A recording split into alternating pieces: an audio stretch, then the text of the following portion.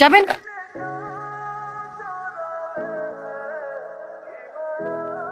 High খালি যাবেন? হ্যাঁ যাবো তো। কোথায় যাবেন? বিয়েবাড়ি ক্যাম্পাস। চলেন। কত? যা দিবেন তাই। না না না, আগে ক্লিয়ার করেন কত টাকা নেবেন, পরে আবার ঝামেলা করবেন। আমি ঝামেলার মানুষ না, আর ভাড়া কত ঠিক জানি না। আচ্ছা ঠিক আছে, পরে কিন্তু কোনো ঝামেলা করতে পারবেন না। এই ভাই এটা বামে রাখেন তো। ভাই আমি সবাইকে ফোন দিছি, সিয়ামকে ফোন দিছি, সবার নাম্বার বন্ধ, ব্যস্ত সবাই। এখন আমি কি করবো বল? আমি কেন খালি ফেলে নিয়ে যাবো? আমি তোদের সবসময় বিপদে আপদে পাশে ছিলাম না, আর আজকে তোর আমার সাথে এমন করলি। সমস্যা নাই, সময় দিন আমারও আসবে, আমিও দেখাই দিব। আচ্ছা কি হয়েছে আমাকে বলতে পারেন?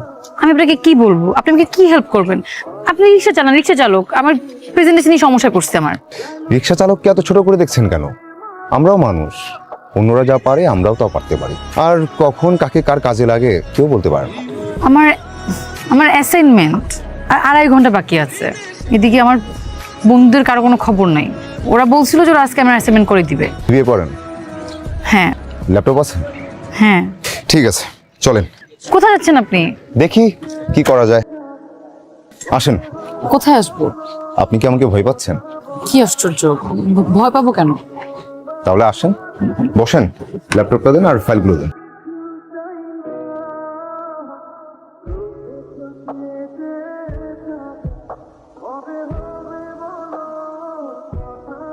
আপনি এখানে? ভালোই হলো আপনি এখানে পেয়ে গেলাম। আমি তো ভাবলাম আপনাকে আর খুঁজেই পাওয়া যাবে না থ্যাঙ্কস দেওয়ার জন্য। আপনি জানেন ক্লাসে সবাই অবাক হয়ে গেছে, স্যারও অবাক হয়ে গেছে। এত ভালো প্রেজেন্টেশন করলেন আপনি। আপনি তো একজন সুপারম্যান। আপনাকে আমার রিক্সা চালকও মনে হচ্ছে না। এই যে দেখেন আপনি কত সুন্দর করে কথা গুছিয়ে বলেন, আর এত সুন্দর করে আমার প্রেজেন্টেশনটা করে দিলেন। কিভাবে করলেন? এসব ভেবে অবাক হবেন, জীবন বাঁচানোর যুদ্ধে কত শিক্ষিত লোক রিক্সা নিয়ে রাস্তায় নেমে যায়। বলেন কত টাকা দিব আপনাকে? দেন যা দিবেন তাই। আচ্ছা আপনার ভাড়াটা কালকে দেই। কাল? কাল তো মনে হয় থাকবো না। আচ্ছা আপনি কোথায় থাকবেন বলেন, আমি নিজে গিয়ে দিয়ে আসবো। ভয় পাবেন না, আমি আপনার টাকা নিয়ে পালাবো না। আমি এই বিল্ডিং এ থাকি, আমি নিজেকে কালকে দিয়ে আসবো। বলেন। আচ্ছা ঠিক আছে, তাহলে আপনি কোথায় থাকবেন বলেন, আমি চলে আসবো। তাহলে কালকে আমাকে সকাল 10টায় ক্যাম্পাসে নিয়ে যাবেন, ঠিক আছে? সানিরা আসতে চাচ্ছিল। না, সানিকে আমার পছন্দ না, শেষ কথা, এখানেই শেষ। সমস্যাটা কোথায় সেটা তো বলতে হবে। আমার পছন্দের মানুষ আছে। সকালে এক কথা, বিকালে এক কথা, তোর কথা সত্য মিথ্যা কিছুই তো বুঝতে পারছি না। মা এটা সত্যি সত্যি সত্যি, 5000 সত্যি। আচ্ছা তোর পছন্দের মানুষের নাম কি? কি করে? মা ও রিক্সা চালায়, ওর নাম জসিম বন। কি কি শুরু হলো আমার বাসায়? 5000 টাকা দাও তো। কালকে না 500 টাকা নিলি, আজ আবার 5000। প্রতিদিন কি একটা করে শূন্য বাড়বে নাকি? কালকে 500 টাকা এখনো আছে, আর আজকে টাকা নিচ্ছি একজনকে দিব তাই। তাছাড়া একটা কাজও আছে।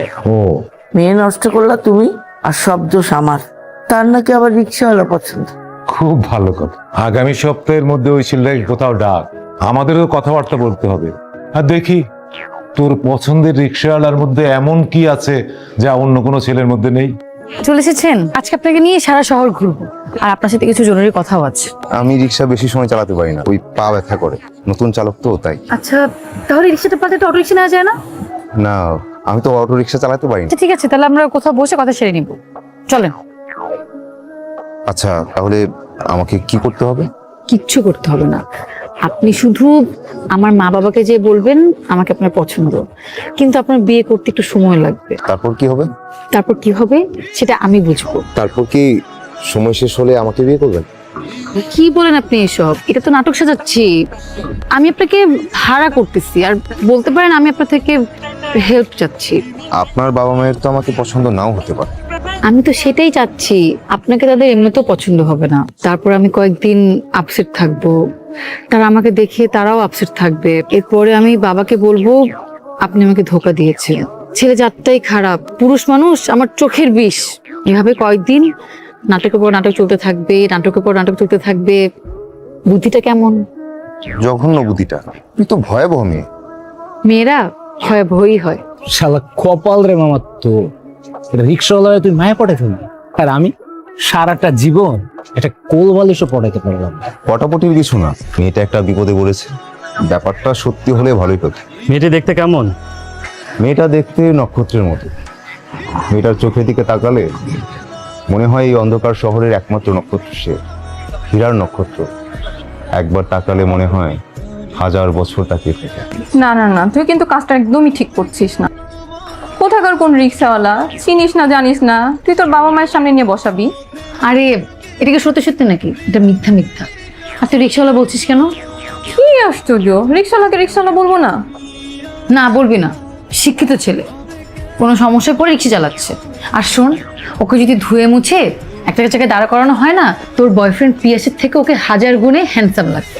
মানে কিসের সাথে কি মিলাচ্ছিস? ঠিকই আছে, বিপদের সময় তোমরা কেউ ছিল না, ওই রিক্সাওয়ালা আমাকে হেল্প করছে আর এখনো করতেছে। তোদের সবার থেকে আমার ওই রিক্সাওয়ালাই ভালো। এভাবে কেউ কারোর সাথে কথা বলে? যখন একটা বান্ধবী আমার। বন্ধুরা তো কত কথাই বলে। না, এভাবে বললে হবে না। এরপর যদি আমার সাথে এভাবে কথা বলো না, একদম ঘুষি মেরে নাকটা ফাটিয়ে দিব। আচ্ছা, আপনি শান্ত হন। ঠিক আছে, শান্ত হলাম। শুনুন, এখানে কিছু টাকা আছে, এটা রাখুন, কালকে শপিং করে ফেলবেন। আর এইসব চুল দাড়িটা একটু সাইজ করবেন, যাতে দেখতে একদম হিরোর মতো লাগে। ঠিক আছে, কিন্তু টাকা লাগবে না। ধরুন না, নতুন জামা প্যান্ট জুতা। নতুন শার্ট, নতুন প্যান্ট, নতুন জুতা সবই আমার আছে। আপনি এত টেনশন করছেন কেন? না না, তারপর রাখেন, পরে আপনি কি নাকি পরে চলে আসেন, পরে আমার মান সম্মানে লটস্পাই হয়ে যাবে। আপনি চাইলেও আমি আপনার মান সম্মান লটস্পাই হতে দিব না। আমি যাকে হেল্প করি মন থেকে করি।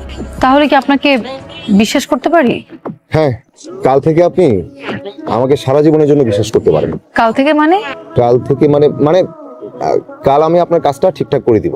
আর শোনেন, যখন আমি বড়লোক হব তখন আপনার সাথে গিয়ে আপনার বান্ধবীর বয়ফ্রেন্ডকে আমি দেখে আসবো। আচ্ছা, আপনি বড়লোক কিভাবে হবেন? সেটা তো জানি না। আচ্ছা চলেন, সন্দেহ হয়ে যাচ্ছে, উঠি। এসব কি হচ্ছে বাসায়? আবার কি হলো? ছেলে নাকি সত্যি সত্যি রিক্সাওয়ালা? সেটা আমি কি করে জানবো? একটা রাতে যে ব্যাপার, শান্ত হও, কাল আমরা বসলেই তো সবকিছু জানবো। আর কতক্ষণ বসে থাকবো?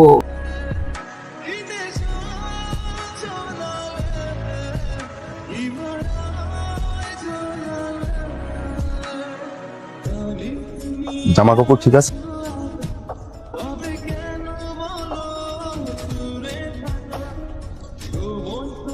স্যার, এটা আমার বায়োডাটা। তোমার মা বাবা কোথায় থাকেন? ঢাকাতেই? না আন্টি, কানাডায়। এমনিতে কি করো তুমি? পড়ালেখা শেষ হলো, আর দেশে বাবার ব্যবসাটা আমি আর দুলাভাই দেখি। তোমাদের ঢাকাতে বাড়ি আছে? জি কয়তলা বাড়ি? আন্টি, বাড়ি তো 4টা, যেটাই আছে সেটা 6তলা।